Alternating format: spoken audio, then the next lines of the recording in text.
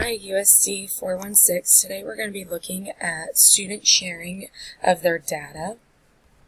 The first thing we're going to look at is FERPA, which is the Family Educational Rights and Privacy Act. It was a U.S. federal law that was governed in 1974 to protect our students. Who has the rights under FERPA? Well, the parents do. Any student over the age of 18 or attending a post-secondary institution, or a parent who claims their child as a dependent on their taxes.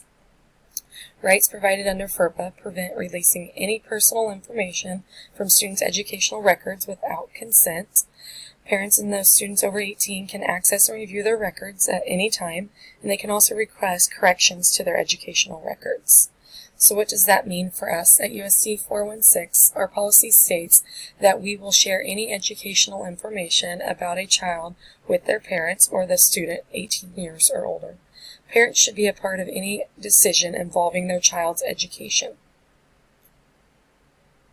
Be careful with, inside your classroom, the technology you use. Don't use websites that's going to require students to put in their personal information.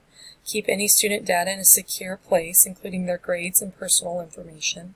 And also make sure you respond appropriately to access requests and let your building administrator know about any of those. Student records are kept in a safe and locked place in the office. They need to remain confidential. The teachers, counselors, administrator, and parents have the privilege to view them. They need to remain in the office when doing so and only share that information with personnel that needs to know about that student. Educational records contain student grades, health records, disciplinary reports, student progress reports, academic or physical testing results, grade point averages, and attendance records as well. So make sure, some things to remember is just to keep your students at best interest, and if you're unsure of something, ask first. Here are the references that I used today.